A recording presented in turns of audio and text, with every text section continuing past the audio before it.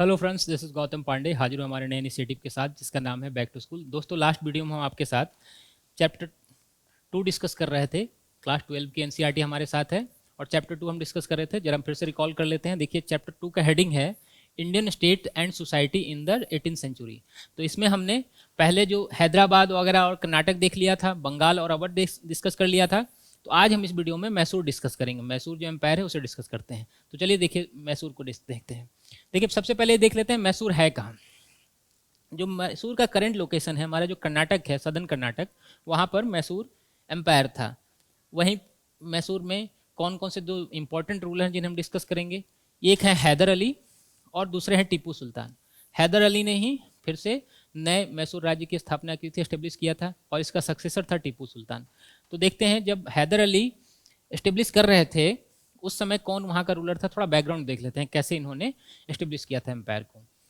तो देखिए, जब हैदर अली ने एम्पायर एस्टेब्लिश किया था तो उस समय के यहाँ के कृष्ण राज थे, चिक्का कृष्ण राज, वो रूलर थे। लेकिन जो एक्चुअल पावर था, जो इनके जो दो मिनिस्टर थे, एक था नंजराज और दूसरा था देवराज, इन्हीं दोनों के हाथों में था। एक्चुअल पावर यही लोग यूज कर रहे थे। कहा जाता है कि सिर्फ और सिर्फ जो चिक्का राजा थे वो सिर्फ और सिर्फ इसके पॉपेट थे। तो ऐसी कंडीशन में जो मेन पावरफुल पर्सन कौन है? नंजराज है। अब देखते हैं हैदर अली कैसे एस्टेब्लिश करते हैं एम्पायर को। हैदर अली से स्टार्ट करते हैं।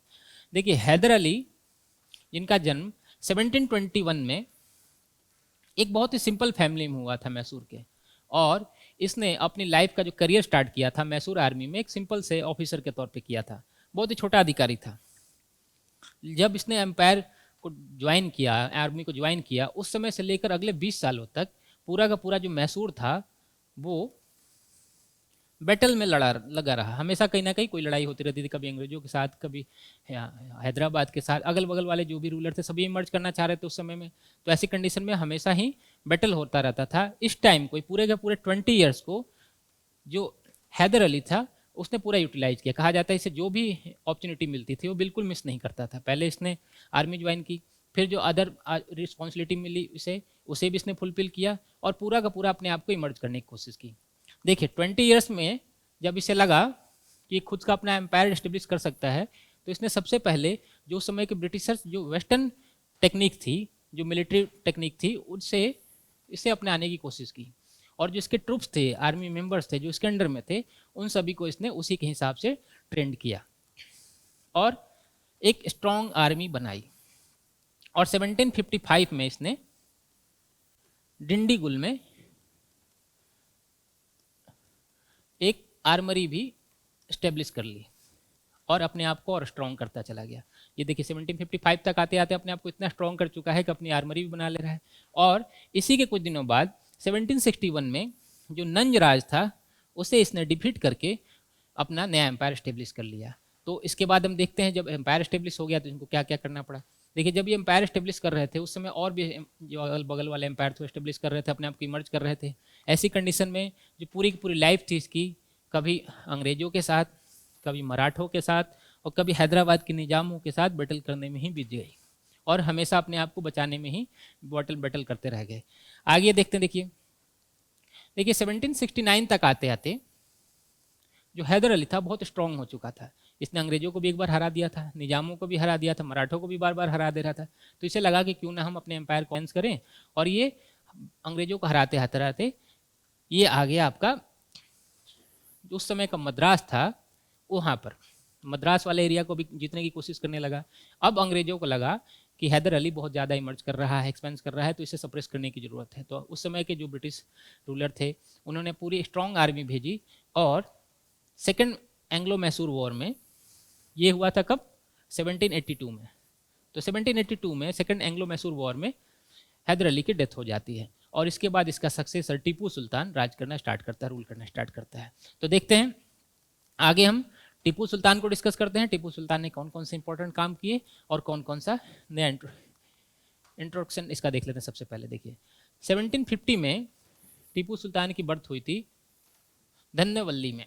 ये ध्यान रखना, कभी कभी पूछ लेते हैं कहाँ पर हुआ था, तो धन्यवल्ली में हुआ था। और ये उसका सक्सेसर था हैदर अली का। जैसे ही टीपू हैदर अली की डेथ होती है ये अब रूल करना स्टार्ट करते हैं।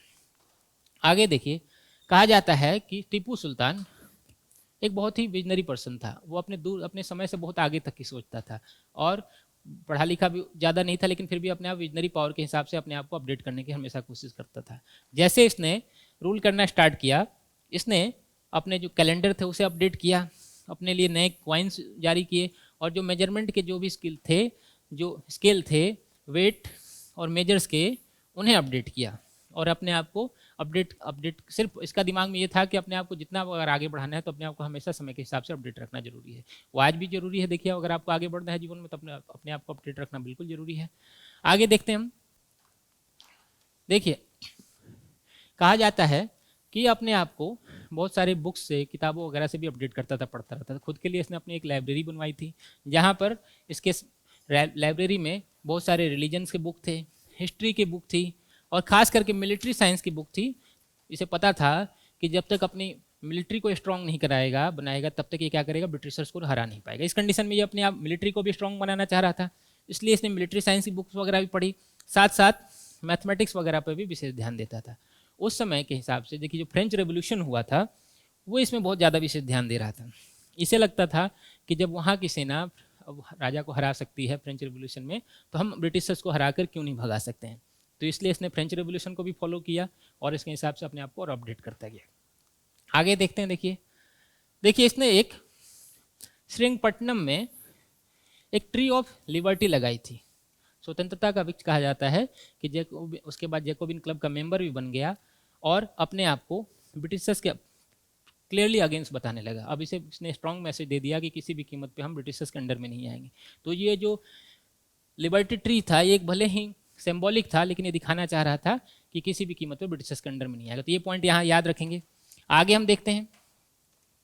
देखिए, इसने जो एडमिनिस्ट्रेशन लेवल के साथ साथ जो रेवेन्यू सिस्टम था, जो रेवेन्यू कलेक्शन वगैरह सिस्टम था, उसे भी थोड़ा सा बेटर करने की कोशिश की इसने। इसके टाइम के जो पॉलीगर्स थे वो बहुत ही स्ट्रांग हो गए थे। एक तरह से समझिए कि हेरिडेटरी थी कि पैसे वसूलना वगैरह, तो इन्हें भी इसने सप्रेस करने की कोशिश की। साथ ही साथ जो लैंड रेवेन्यू कलेक्शन में मिडिल मैन थे, उसे इसने पूरी तरह से हटाने की कोशिश की, बट पूरी तरह से सक्सेस नहीं हो पाया, बट पूरी तरह से हटा भी नहीं पाया उन्हें। और जो इसके लैंड रेवेन्यू कलेक्शन था इसका, वो भी उस समय के जितने भी टेम्पररी, इसके कंटेम्पररी जितने भी रूलर थे 1/3 ही ले रहे थे, क्योंकि औरंगजेब के टाइम से देखिए आप, शाहजहाँ के टाइम में भी स्टार्ट हो गया था 1/3 वाला। तो ये 1/3 इसने रखा। ऐसा नहीं कि इसने बहुत ज़्यादा उन्हें रियायत दी, छूट दे दी, बट 1/3 ही इसने अपने आप में रेवेन्यू करेक्शन रखा था। तो ये आगे देखते हैं हम इकोनॉमिकल सेक्शन में क्या सुधार कर रहे हैं। देखिए, आर्मरी सेक्शन पे इसने बहुत ज़्यादा ध्यान दिया। जो इसकी आर्मी थी, इसे पता था कि जब तक उसके पास एक स्ट्रॉन्ग आर्मी नहीं होगी, तब तक क्या होगा, वो ब्रिटिशर्स को हरा नहीं पाएगा। इसलिए इसने अपनी आर्मी को टोटली वैसे ही स्ट्रॉन्ग बनाने लगा और अपने आर्मी को ड्रेसेज वगैरह पहनाना, नई नई बंदूकें, राइफल्स वगैरह देना। और वैसी राइफलें कहाँ बनती थी, ये पूरी की पूरी मैसूर में ही बनती थी। ऐसा नहीं कहीं से इंपोर्ट हो रहा है, ये अपने यहाँ खुद ही बनाते थे, अपने आप को खुद ही अपडेट करते थे। तो ये पॉइंट यहाँ पर याद रखने वाली बात है। आगे देखते हैं हम। देखिए, जो टीपू सुल्तान था, उसे पता था कि अगर अंग्रेजों को, ब्रिटिशर्स को हराना है, या जो बाहर से जो भी कंट्री के आर्मी आ रही है, कहाँ से आ रही है, समुद्र के रास्ते आ रही है। तो जो अगर समुद्र के एरिया है वहाँ पर उन्हें हराना है, तो अपने पास एक स्ट्रॉन्ग नेवी होनी चाहिए। बिना स्ट्रॉन्ग नेवी के कभी भी ब्रिटिशर्स को या फ्रेंच को किसी को हराया नहीं जा सकता, क्योंकि उनके पास समुद्र पर जो एरिया था, जो वाटर था, उन पर उनका पूरा कंट्रोल था। इसलिए इसने 1769 में आते आते एक स्ट्रॉन्ग मॉडर्न नेवी बनाने की कोशिश की। ये उस समय का देखिए इकलौता ऐसा रूलर था जो इतनी दूर तक सोच सकता था। बाकी नॉर्थ इंडिया के जो रूलर थे वो अलग ही आपस में लड़ने मरने में भी लगे थे, और साउथ इंडिया के जो रूलर थे वो ऐशो आराम में बिजी थे। ऐसी कंडीशन में इकलौता टीपू सुल्तान ही ऐसा था जो इतना विजनरी पावर दिखा पाया ताकि अंग्रेजों को हराने के लिए नेवी बना सके। लेकिन पूरी तरह से नहीं बना पाता है, लेकिन प्रयास तो इसने जरूर ही किया था। ये आगे हम देखते हैं। देखिए, जो ट्रेड थी, व्यापार था, ये उस समय थोड़ा सा डेवलप करना चाह रहा था। देखिए, जब अंग्रेज आ गए थे इंडिया में, तो साउथ इंडिया में, तो इन लोगों को पता था कि विदेशों से व्यापार, जब अंग्रेज आ सकते हैं तो व्यापार भी हो सकता है। तो इसने कोशिश की फ्रांस से, पेगू से, ईरान से, इन सब जगह अपने एम्बेसडर भेजे ताकि वहाँ से व्यापार हो सके, ट्रेड हो सके। और कुछ व्यापार किया भी इसने।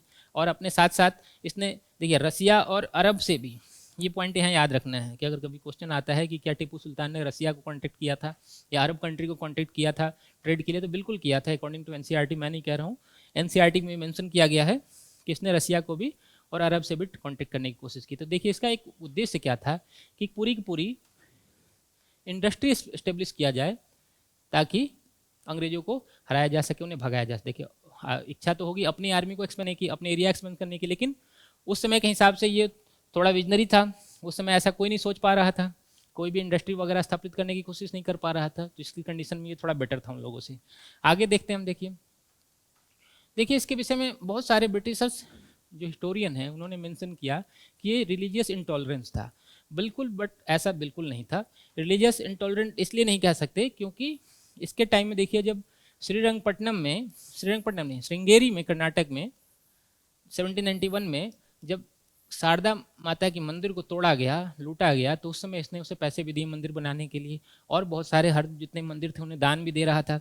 ऐसी कंडीशन में ये कहना कि ये रिलीजियस इंटॉलरेंट है, ये बिल्कुल गलत है। याद कीजिए जब औरंगजेब की डेथ हुई थी तो हम देखते हैं कि उसके बाद जितने भी रूलर हुए हैं वो कोई भी रिलीजियस इंटॉलरेंट नहीं है, सब ने टॉलरेंट पॉलिसी अपनाई। उन्हें क्योंकि समझ में आ गया था कि औरंगजेब के जो हाल था, हश्र था, वो उसके पीछे पूरा का पूरा जो था रिलीजियस कंडीशन ही था, रिलीजियस कारण थे।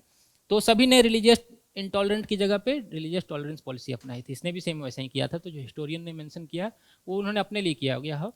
उसे आगे देखते हैं। इसके आगे देखिए जब अंग्रेजों को लगा कि अब टीपू सुल्तान को सप्रेस करना बिल्कुल ज़रूरी है क्योंकि अपने नेवल आर्मी बना रहा है और अपने यहाँ इंडस्ट्री भी डेवलप कर रहा है, विदेशों से भी हेल्प लेने की कोशिश कर रहा है, तो ऐसे कंडीशन में अंग्रेजों ने फोर्थ एंग्लो मैसूर वॉर ने एक स्ट्रॉन्ग आर्मी भेजी और यहीं पर टीपू सुल्तान की डेथ हो जाती है।